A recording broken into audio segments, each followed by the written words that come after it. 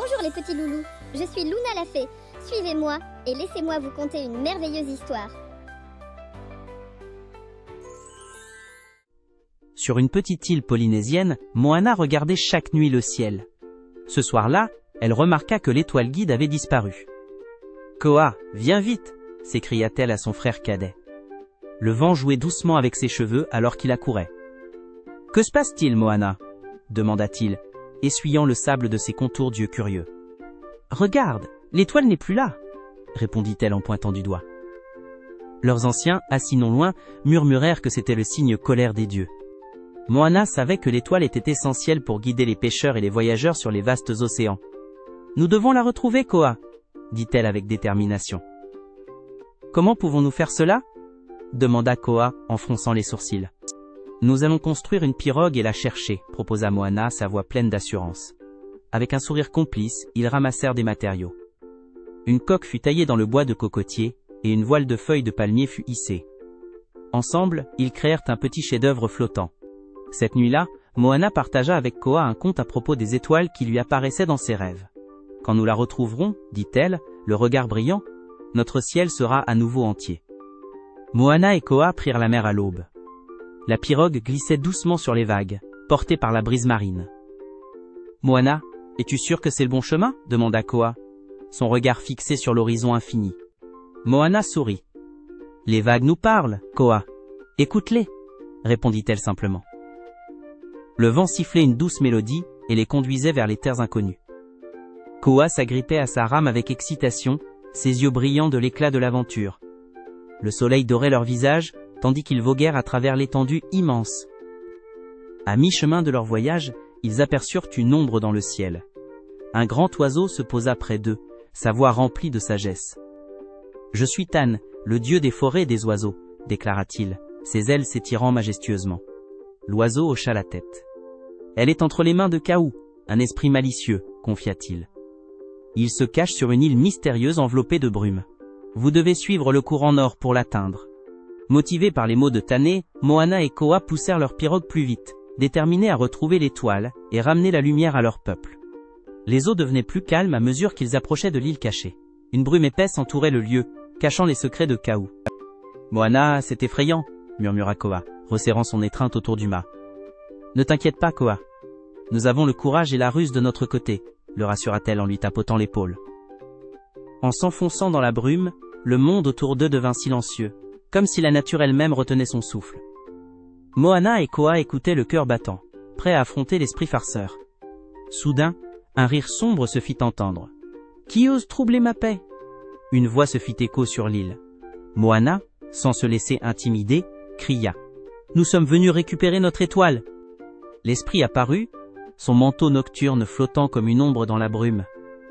Ses yeux étincelaient d'une malice glaciale, et il s'approcha d'eux, défiant les enfants avec un regard perçant.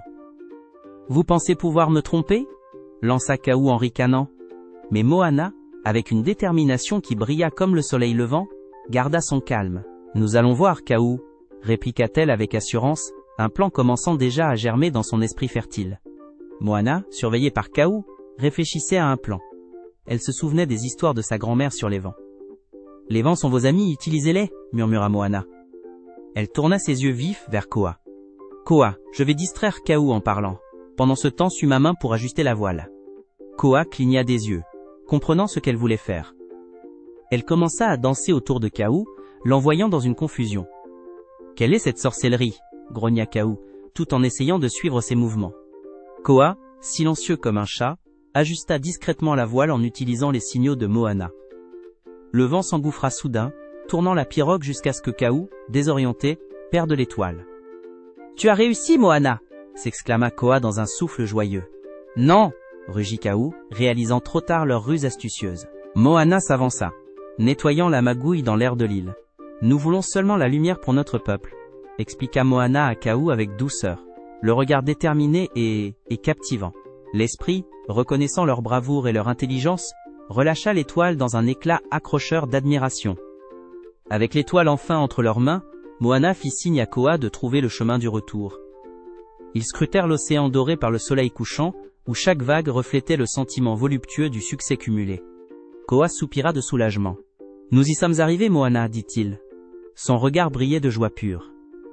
Oui, acquiesça Moana, tenant tendrement l'étoile entre ses doigts. Mais nous devons la replacer dans le ciel, pour que notre peuple puisse naviguer à nouveau en paix. Ils se dirigèrent vers leur île, avec diligence, guidés encore une fois par les paroles de Tane, dont la voix semblait flotter au-dessus du vent comme un doux souvenir. Lorsqu'ils approchèrent de leur maison, les anciens se rassemblèrent, les yeux écarquillés d'ébahissement. Moana et Koa passèrent devant, sûrs d'eux avec fierté. La nuit tombait lentement alors que Moana lançait doucement l'étoile dans le ciel nocturne. Un scintillement resplendit là où elle se posa, illuminant le ciel comme jamais auparavant.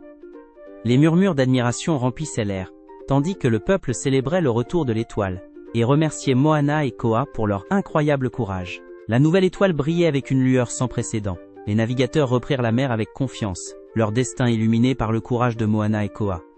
La légende de leur exploit grandit, embellissant chaque récit raconté autour des feux de camp. Koa s'assit à côté de Moana, regardant l'éclat de l'étoile.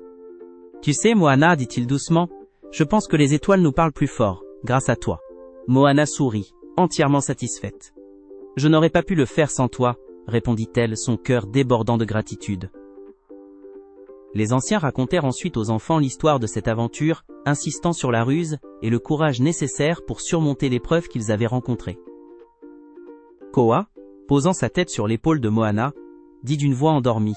« La prochaine étoile que tu verras, je parie qu'elle chantera. » Elle rit doucement, caressant les cheveux en bataille de Koa. « Peut-être que oui. Mais pour l'instant, repose-toi, car demain il y a de nouvelles étoiles à découvrir. » Avec les rires lointains de leur peuple et le murmure apaisant de l'océan, Moana, avant de s'endormir, se dit que leur aventure n'était qu'un début.